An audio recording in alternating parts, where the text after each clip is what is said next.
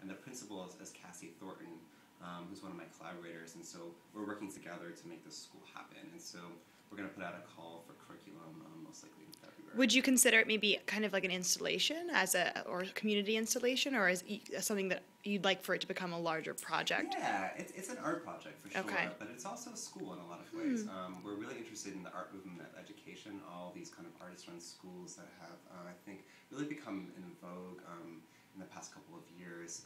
And we're really interested in kind of the art world meeting the education world meeting the art world, and not just focusing on the institution of art education, but Right. on other disciplines within that realm. So like museum educators, informal educators, environmental educators, K-12 educators, and also college and university level professors. So it'll be a school for everybody. And it's about responding to the site. So it's about responding to this kind of this park that needs a lot of help in a lot of ways, and this neighborhood that's in the middle of these interesting interfaces. So you've got the Con Edison power plant, the Staples kind of big box store next to the BQE, right next to this old scrap yards, and there's just like this kind of sad little park, but it's also an amazing park, Right. in that sense as well. And so we're hoping to transform that into something that teaching artists can really call their home and have a place to go. So I feel like a lot of teaching artists want to move, and they don't really have somewhere to go. They don't have a school for that. Absolutely. And I see you're wearing a lab coat. Can you talk a little bit about that? Well, I like the idea of research being a part of the everyday, and so the Institute is really about kind of blurring those lines. So I wear this lab coat when I'm doing projects outside. I'm collecting information. I go around to different communities sometimes, and I'll interview them. I'll collect specimens, and it becomes a way to kind of interact with the surrounding area. So people are just like, well, why are you wearing a lab coat? And then there's an opportunity to kind of talk to them about something magical, something artistic, something creative. Right. The Institute is kind of about creative problem solving. So it's really kind of an interface for engaging with the community and using art as a tool for positive change in some capacity. And I like to be playful with things like that. So I think the lab would kind of achieves that. Here. And it says on the back, Institute for Applied Aesthetics, I see. Yep.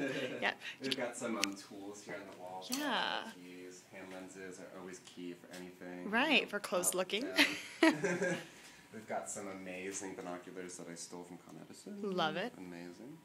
Always need that. And then if you just want to hear something like close. Yeah. Yeah. And you were talking about maybe doing some work with Columbia and the architecture school there. Yeah. Do you want to talk a little bit about that? Sure. Yeah, there's an amazing lab there called the Urban Landscape Lab, and they kind of focus on, the intersection of landscape architecture, urban architecture, and so they kind of incubate these amazing projects.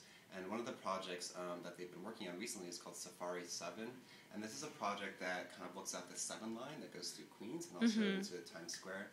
And it kind of suggests, it's kind of like a podcast narrative. So as you go along the 7 line, you're hearing kind of stories about the neighborhood, about the wildlife, about the area.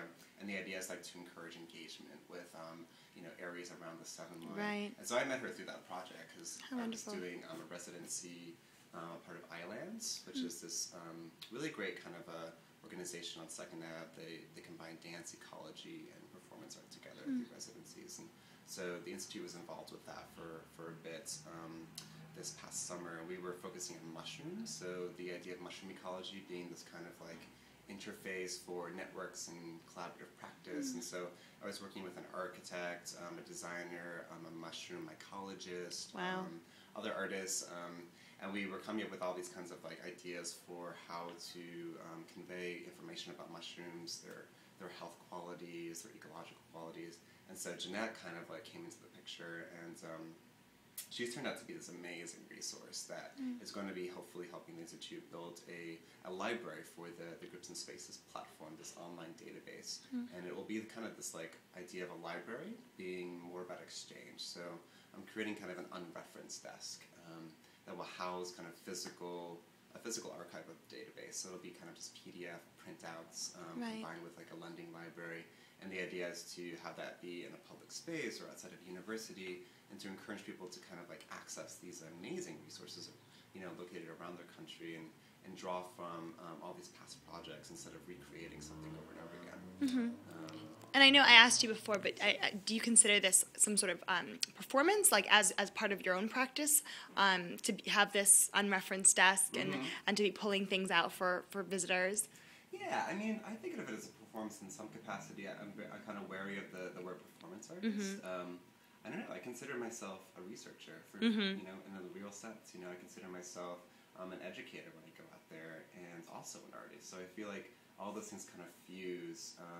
And performance is a part of it for sure. I think it's a way to get attention and to create an interface for participation, because that's, I think, ultimately what it's about. It's about creating an access to participation. Right. And if you can't do that with an audience and make it meaningful, then I feel like I'm not doing a good job as an artist in a lot of ways. And so I feel like all those things kind of have to come into play for that to be achieved. But it seems like also too that even with the sort of seriousness of the idea and the the beauty of those sort of icons of ideas, you have this kind of sense of humor too that allows it to be more approachable for people who may not be as familiar with some of these concepts. And do you see that as kind of a part of things like that? Helps act as a good catalyst for conversation. Yeah, I mean, like for me personally, and for the Institute, like we're about breaking down barriers. I think that exists, in many realms. You go on the subway, people are miserable on the street. Sometimes people don't give you eye contact. And, how can you break down these kinds of, conventions that we've built up that put us into individual kind of strongholds in our lives?